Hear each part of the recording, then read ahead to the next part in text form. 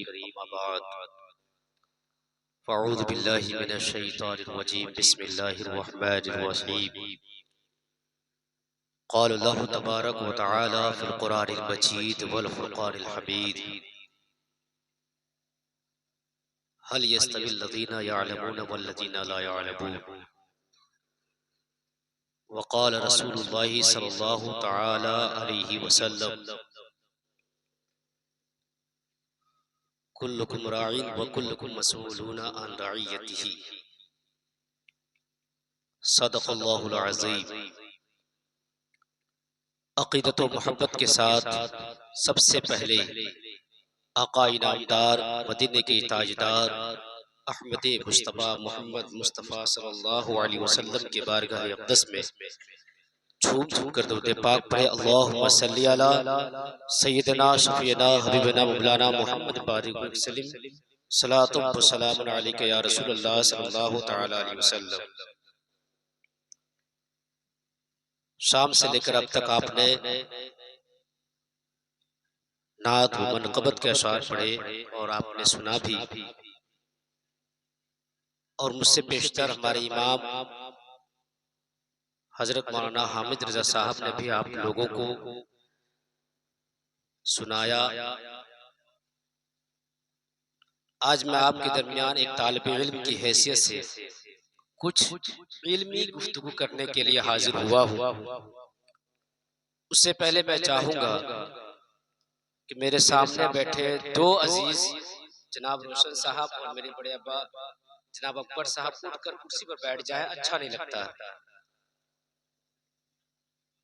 हमें तालीम यही दी जाती है कि हम बड़ों का एहतराम करें, इसलिए मैं गुजारिश करूंगा आप कुर्सी पर बैठे तो मुझे ज्यादा सुकून मिलेगा, वरना मैं खुद ही नीचे आ जाऊंगा।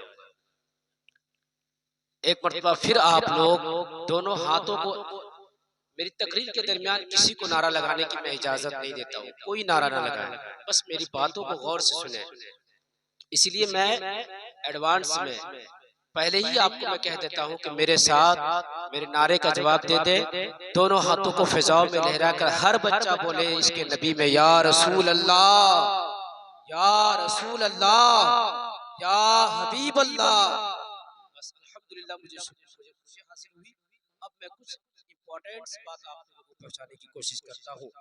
आज आप मौलाना कलाम रज़ा साहब की जश्न दस्तार फजीलत के मौके पर उनके वालिद गिरामी जनाब सुल्तान साहब क़िबला ने अपने बेटे की आमद की खुशी में लोगों को दावतें दी और ये मजलिस का इनेकाद किया। तो मैं आपको ये बताना चाहता हूँ जनाब सुल्तान साहब की इस महफिल के इनेकाद करने का मकसद लोगों को घर घर जाकर दावत देने का मकसद, लोगों को घर घर जाकर पूछने का मकसद, अपने बेटे का इस्तकबाल करने का मकसद, अपने घर में मेहमानों को बुलाने का मकसद, अपने घर में गांव की औरतों और बुजुर्गों को दावत देने का मकसद, अपने घर में तमाम मेहमानों को जमा करने का मकसद, औलमा को दावत देने का मकसद, तलबा को बुलाकर कुरान खानी कराने का मकसद, उनको स्टेज पर बैठा कर आपके सामने पेश करने का मतलब, अपने भाई, अपने चचा, अपने खानदान, अपने बिरादरी वालों को बुलाकर लाने का मकसद सिर्फ ये नहीं था कि रहबाद वालों तुम ये समझ लेना आज मेरा बेटा दस्तार लेकर आ रहा है। इस खुशी में मौलाना, इस खुशी में जनाब सुल्तान साहब ने आपको नहीं बुलाया, बल्कि जनाब सुल्तान साहब ने अपनी जफाकशी और मेहनत के सदके ये साबित और ये दिखाने के लिए, ये मैसेज देने के लिए जमा किया है।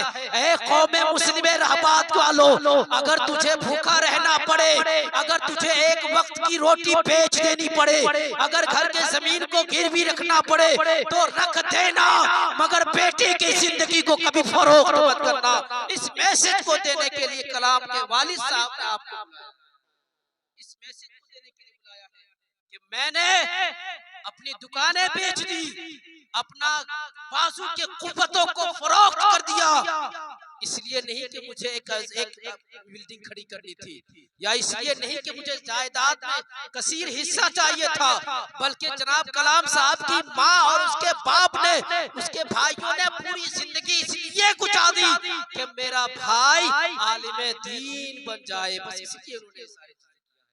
और अल्हम्दुलिल्लाह आज ये खुशी की बात है, दीन भी का इजाफा हो गया।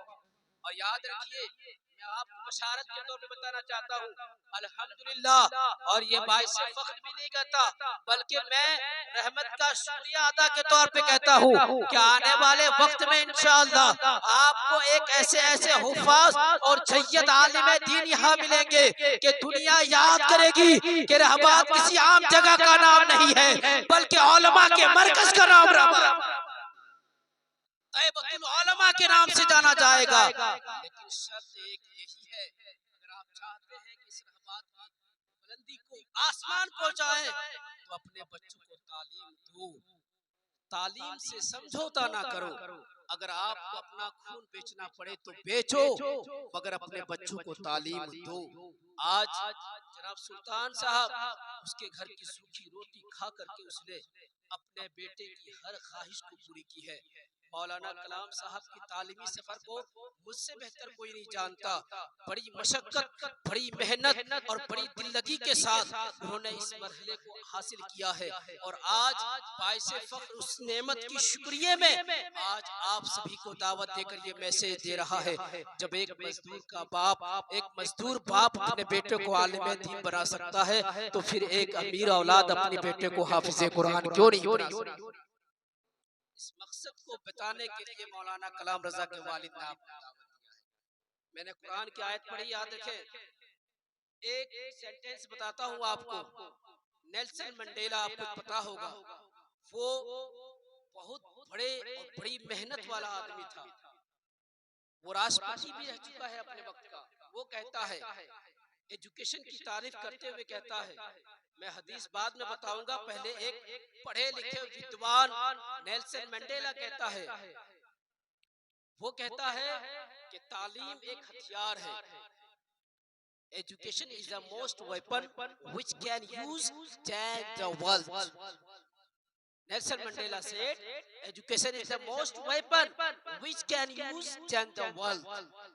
नेल्सन मंडेला ये कहता है कि एजुकेशन एक हथियार है, एक पावर है, एक ताकत है, एक औजार है। अगर तुमने इस हथियार का इस्तेमाल किया, आप दुनिया को बदल सकते हो। नारे तकबीर, नारे रिसालत, मसलके आला हजरत, उलमाए अहले सुन्नत, हजरत अल्लामा मौलाना महबूब आलम साहब किबला, हजरत अल्लामा मौलाना अब्दुल मुबीन साहब किबला, नारे तकबीर, हजरत मौलाना यूनुस मिसबाही साहब किबला, नारे तकबीर, नारे रिसालत।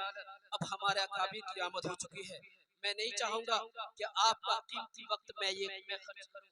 बस आखिरी कुरान की आयत जो मैंने पढ़ा था, अल्लाह के रसूल अल्लाह ताला कुरान मुकद्दस में इरशाद फरमाता है, हल यस्तवी लदीना यअलमून वल्लदीना ला यअलमून, कि who have knowledge and who do not have knowledge, can they be equal? अल्लाह के रसूल अल्लाह कुरान मुकद्दस में फरमाता है कि जिसके पास नॉलेज है, एजुकेशन है, शिक्षा है, ज्ञान है, तालीम है, इल्म का खजाना है, और वो शख्स जिसके पास इल्म नहीं, जिसके पास तालीम नहीं, शिक्षा नहीं, ज्ञान नहीं, एक विद्वान वो नहीं है, पढ़ा लिखा नहीं है, क्या वो बराबर हो सकते हैं?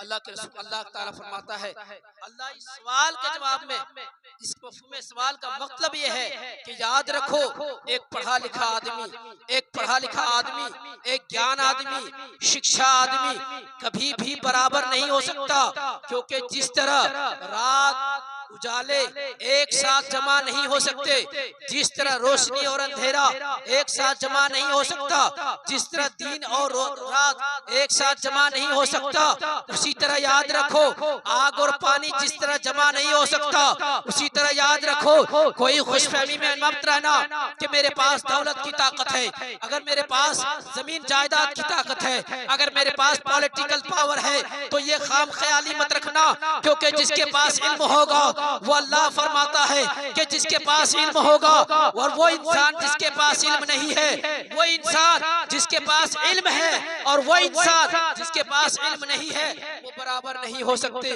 वो कभी भी जिस तरह रात और दिन जमा नहीं हो सकता, उस तरह इल्म और जहल एक साथ जमा नहीं हो सकता।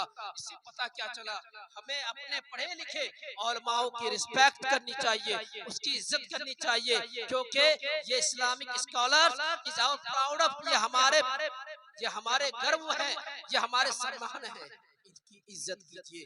यही वो इंसान है जिनकी मेहनत और काविशों से आज हमारा मदरसा आबाद है, आज हमारी मस्जिद आबाद है और आज हमारा ईमान महफूज है। वो इन्हीं उलमाए किराम की मेहनत से आज इन्होंने 9 साल का तालीमी सफर मुकम्मल करने के बाद, कच्ची रोटी खाने के बाद, सूखा पापड़ खाने के बाद, बोरिए फटे बोरी पर बैठकर ठंड की तपीश में रह करके भी इन्होंने तालीम हासिल की। महज इसलिए नहीं कि मैं अपना घर चलाऊंगा, बल्कि इसलिए कि कौम मुस्लिम के जो बेड़ा गर्क हुआ है उसे उठाकर किनारे लगाना है। उन मुसलमानों के अकीदे की इस्लाह करनी है जिन्हें रब्बियत का इल्म नहीं है। उस मुसलमानों के अकीदे की हिफाजत करनी है जिसे रसूलुल्लाह की तारीफ और उसकी मारिफत का इल्म नहीं है। हमें उस मुसलमानों की इस्लाह करनी है जिसे नमाज और ज़कात का तरीका नहीं मालूम। इसलिए इन्होंने अपनी जिंदगी जाफिसानी के साथ निछावर कर दी इल्म दीन की खिदमत में। और आज मौलाना कलाम साहब की बिला कुछ देर में आमद होगी। उन्होंने पूरी जिंदगी सिर्फ आपकी इस्लाह करने के लिए अपने आप को कुर्बान किया है। तो हमें ये पैगाम मिलता है। आज मैं ये कह के जाता हूँ आपको आखिरी बात कि अगर आपको ब्लड बेचना पड़े, डोनेट करना पड़े, कर देना, मगर अपने बच्चे को तालीम दें। अगर आप उसे आलिम ना बना सके तो इतना तालीम जरूर दें कि वो जान ले कि माँ बाप किसे कहते हैं, माँ बाप की इज्जत किसे कहते हैं। आज मौलाना साहब की आमद की वजह से एक मौलाना की खुशी नहीं हुई। आज वो लोग जिनके दिलों में पहले से रंजिशें थी, आज मौलाना साहब की आमद और बरकत की वजह से वो दिलें मिलती जा रही है। ये खुशनसीबी है इल्म की। अल्लाह तबारक व तआला से दुआ है परवरदिगार मौलाना कलाम रजा की इस फैजान को इनके खानदान पर, इनके घर वालों पर आम फरमाए और हम सभी को अपने बच्चों को तालीम देने की तौफीक अता फरमाए। मैं अपनी बातों को ये खत्म करता हूँ।